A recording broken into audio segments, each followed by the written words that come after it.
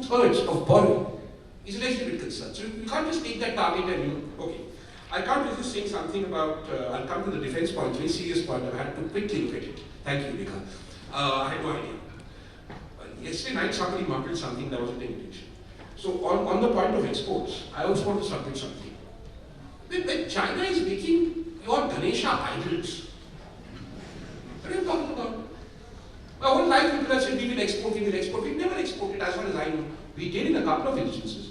Pharmaceuticals, HIV. When did we export? We exported when we were able to sell to us. When we are competitive at selling to Indians, this is not import substitution. Then in terms of prices, you're competitive selling abroad. So the fact that China has, China dividend is over will not make you competitive. Your economy is low productivity and low competitiveness. No, you will not be able to export. How will you export? You can't produce for an Indian. How will you produce for the Chinese? Bangladeshis are producing our 400 rupee shirts. Vietnamese are producing our 400 rupee shirts. And they are going to do what? Set up with scarce land and labor export promotion zones on the coast. And suddenly we will become like Chinese and labor will move and ships will move. I don't buy it. So I think you produce for Indians what they can consume at affordable prices, like you did in pharmaceuticals, you bust the global market. But don't go down this sort of repetitive, almost sort of, this India company route doesn't work. When we come to defense, this is very interesting on your point. Let me explain what is happening. There are 3 levels at which this works. One is the finance commission has been given a month's extension. You need some excuse for that. Every finance commission, including the one I worked in, is given a month to 2 months extension. And the government comes up with some English. So if I take it at that level, I can ignore it. If this is serious, then it's both good and bad because it shows that the central government does recognize that it has its priority is to spend on what nobody else can spend, which is defense and internal security, and I will submit trade base. But then surely that is a matter that the finance ministry should be able to deal with. What is the finance commission going to do? If it is the central government's case, and I say this as having been economic advisor to the commission, there are former members of finance commission present here, would be interested to get there. If it is the central government's case, that the shrinking share of central government in GDP is inhibiting it from performing its core functions, it should say so to the finance commission, establish that fact, and then the finance commission will take a call. Because if you are saying I don't have money for defense, but I do want to build toilets, which is a function of a state government or a local authority, right? Or I want to build a statue somewhere, or toilets. Then I'm going to ask, why are you building toilets? Did you explain to me why you're building toilets? That's what the finance commission does when it decides a vertical devolution. But if they're asking for the vertical devolution to be somehow ring-fenced in the interests of defense, then that raises serious constitutional issues. And I'm very glad I wanted this finance commission. I wish them the best of luck. Just to say on closing comment, I think what this points to the fact of the matter is that I think the core governance, administrative, fiscal and political challenge India faces today is that of making a clear determination of what level of government should perform what level of function. The constitution articulates it.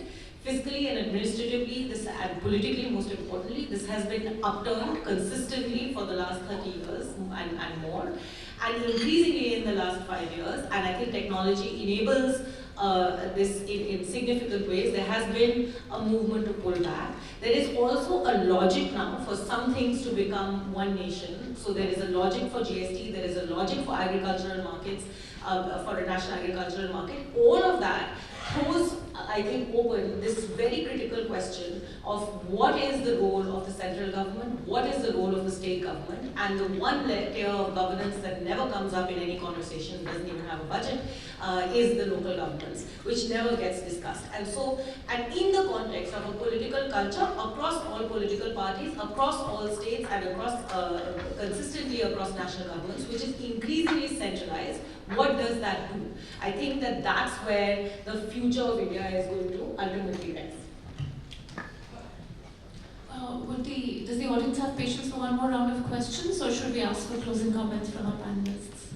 So would you like questions? Sir.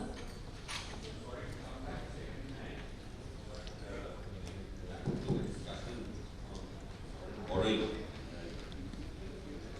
In between domestic borrowing and foreign sovereign borrowing, the intermediate case, which is borrowing abroad but in local currency. And this has funny names like samurai bond in Japan, masala bond here. Two financial institutions of India, public sector financial institutions, and the subnational government have basically found that route quite successful. So, as I wrote in my last article on this, I don't know why the central government think about this. Well, I submit to, I'm sorry, Sudipto, I must disagree with you all successfully in the case of Kerala, which I believe was unconstitutional, and a violation of 293 too. But they got their money unhedged at 9.2%. That's a high price to pay, man. They would have got it cheaper from RBI at 1%.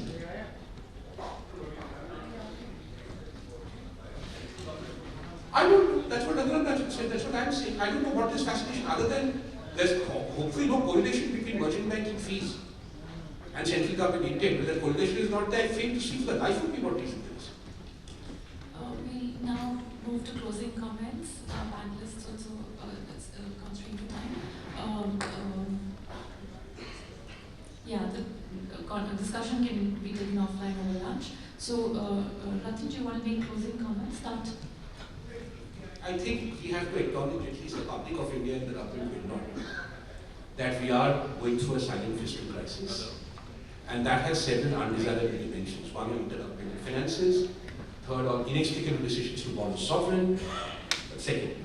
And the third on a certain, I'm at least glad the government receives the situation, thank you, Rekha, but on a certain concern regarding whether the core expenditure priorities of the central government in the face of this crisis can be met. I would submit to you that it is not for the finance ministry to decide whether we are in a fiscal crisis or not. It is for the finance ministry to respond to concerns that we might be in a fiscal crisis. Government of India does not decide where the economy is. Government of India responds to concerns where the economy is, where the fisc is, and how monetary policy is being conducted.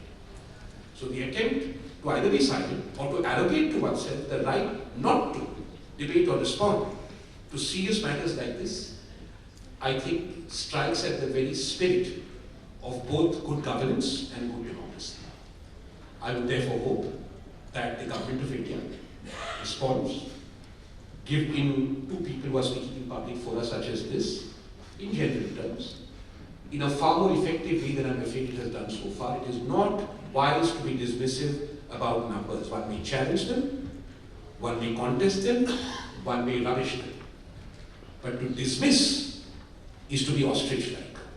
And I do hope going forward, because there are plenty of solutions to the crisis at hand. There is no lack of solutions, and varying solutions involve varying amounts of political will.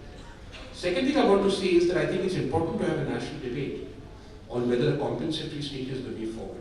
Because then I would submit that if as a fiscal person, if the compensatory state is the way you want to go as India, then please stop development transformation expenditures. Because really you can't have both. You cannot both compensate and transform and run a fisc with a 3% fiscal deficit or a 3.5% fiscal deficit, as long as national savings is only 9.5. So we have to start making these hard policy choices. I have no problem, since there seems to be inter-party consensus on Nyaya and international consensus between University of Southern California and the LSE on inclusive growth dividend. You know, we can do these things, but they cost money. So then let us stop, please, spending money on other things, otherwise our defense will be impaired, your internal security will be impaired. So those prioritizations, I think, are very important. The only way to do it is if next year, and I was just thinking, I'll do this perhaps, present a shadow medium-term budget, since the government is not doing it, or refusing to do it, and say, okay, in the medium term, this is where we are going, these are the choices I see, these are the pain points, and have a more informed discussion about where this country goes, because it is not by any means curtains.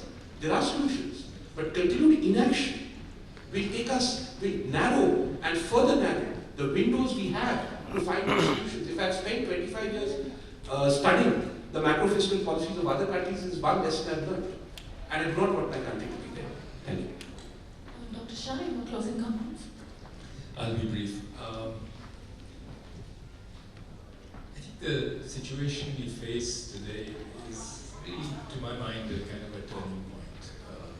I myself am not a believer in, and people have talked about the premature compensatory kind of state, where we simply do not have either the systems or the information flows or the capacity in government, and I think it's a huge problem, to actually manage these, leave aside even the resource issues in water. And friends and other economists have spoken about the desire of states to imitate other states, other countries that have per capita incomes of $15,000 or $20,000 per capita. It's desirable, of course, but something has to give. And I think we've seen across this panel and in all the questions that there's a great deal of concern and worry about the future. We are discounting the future at a rate which we cannot really afford to given our size. And one of the biggest art forms of politics is being able to provide for the present, but also worry about the future. I feel that more and more we are giving up that worrying about the future. Whether you think about the fiscal crisis, or about the skills crisis, the jobs crisis, the kind of urbanization crisis that we haven't talked about, the climate change crisis, these are all impending things waiting out there. I believe that we are not taking full cognizance of them. We've talked a lot about the issues that are involved. I suspect that we need a fundamental change in our thinking, and it has to come from us, it has to come from our political class, it has to come from the bureaucracy as well. Let me stop there.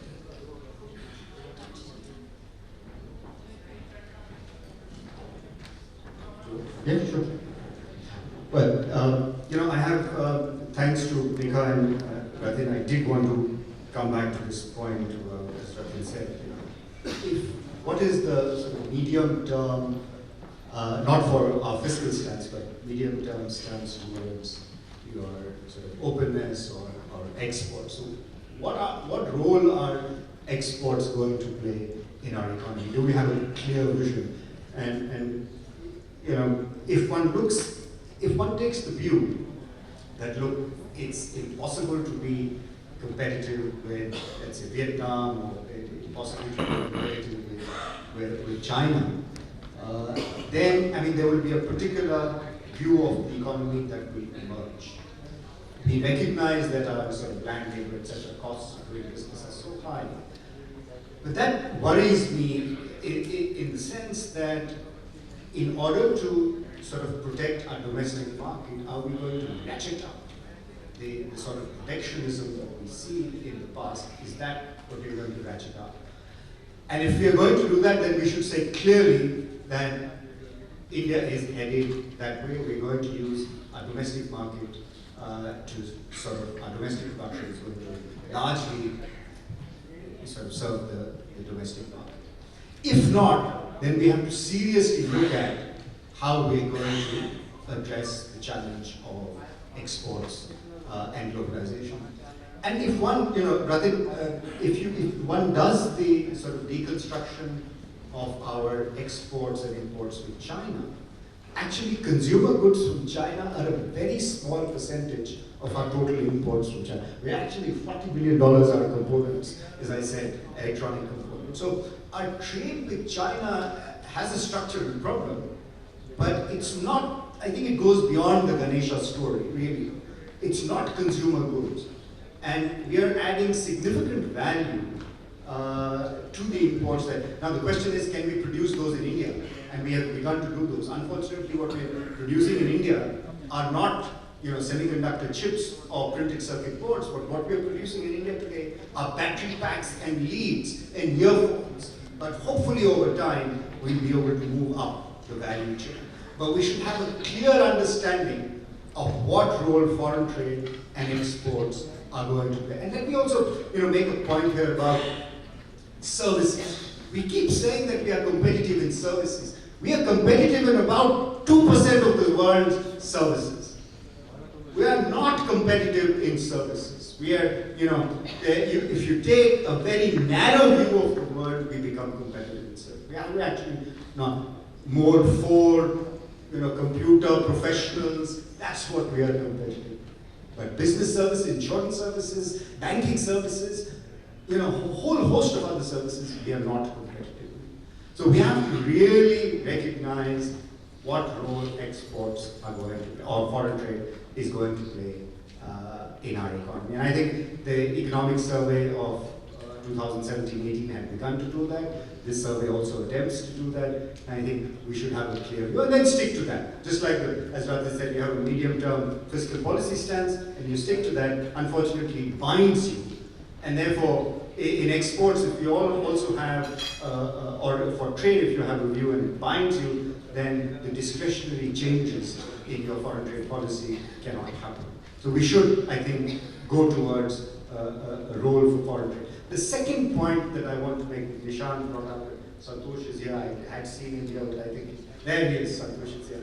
I mean, I think the jobs crisis is here and now, and we haven't spent as much time in this room today talking about the jobs crisis, but I think it's staring at us in the face, and I would also make sort of a plea not only for the fiscal numbers to be published and available real time, but for the jobs numbers to be published, accurate and real time. Our unemployment rate of 6.5% actually underestimates